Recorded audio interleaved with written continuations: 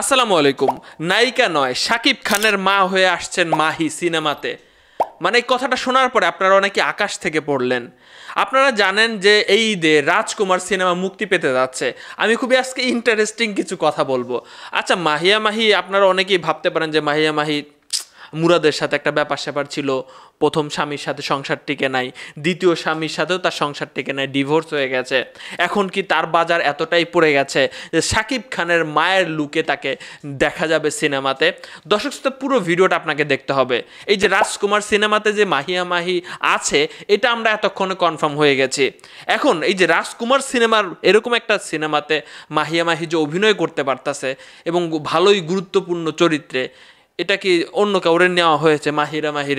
মাহিয়া মাহিরই নিছে। তো উনি আগের মানে পচে যান না, এটা আমি বুঝাতে চাচ্ছি। তো এখানে দেখেন, আমি কিছু কথা বলতে চাই। হ্যাঁ, এই সিনেমার বাজেটটা নিয়ে দেখেন, এই হিমেল আশরাফ গতবার প্রিয়তমা সিনেমা দিয়ে একদম ব্লকবাস্টার করে ফেলছে, হিট। আমিও সিনেমা হলে গিয়ে দেখেছি এবং সেইখানে শাকিব খানের যে লুকটা দেখা গেছে, বয়স্ক লুকটা, এইটা দিয়ে কিন্তু এক ধরনের হাইপ তুলে ফেলেছিল। আমি চিন্তা করছিলাম যে এটা একটু অনেক দূর পর্যন্ত টেনে নিয়ে যাওয়া উচিত ছিল, শাকিব খানের বয়স্ক যে সিনটা ছিল, কিন্তু লাস্টে জাস্ট একটুখানি সময় দেখানো হয়েছে। এখন এই যে রাজকুমার সিনেমাতে আমরা দেখতে পাবো এক অন্য শাকিব খানকে। অলরেডি রাজকুমার সিনেমার কিন্তু পোস্টার বের হয়ে গেছে এবং বাংলাদেশে মনে হয় এই প্রথম কোনো সিনেমা যেটা বুর্জ খলিফায় যার ট্রেলার প্রকাশিত হবে 28 তারিখ, যেদিন শাকিব খানের জন্মদিন। দেখেন, এই সিনেমায় রয়েছে মার্কিন অভিনেত্রী, মডেল অভিনেত্রী কোর্টনি কফি। তো আমি যতটুকু তার কথাবার্তা এ পর্যন্ত শুনেছি, তিনি এখনো পর্যন্ত ভালো বাংলা জানেন না। আমার মনে হয় যে তার কথাটুকু, তার অংশটুকু ডাব করা হবে, আমরা যারা দেখব বাংলা ভাষায় ডাব করা হবে।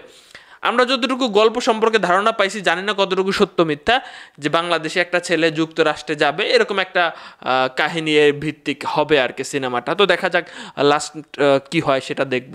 দর্শক শ্রোতা, এই যে বুর্জ খলিফায় যে মাহিয়া মাহির ব্যাপার আসতেছে, যে একটা ট্রেলার দেখে তাতে আসলে কত খরচ হয়। আমাদের মহামান্য রাষ্ট্রপতির ছেলেও এই সিনেমার সাথে প্রযোজক হিসেবে যেহেতু জড়িত আছে, এখানে টাকা পয়সা অনেক ইনভেস্ট তারা করতেই পারে, অনেক টাকা পয়সার মালিক ভাই। 70 লক্ষ থেকে প্রায় 3 কোটি টাকা লাগে 1 থেকে 3 মিনিটের একটা ট্রেলার প্রকাশ করতে।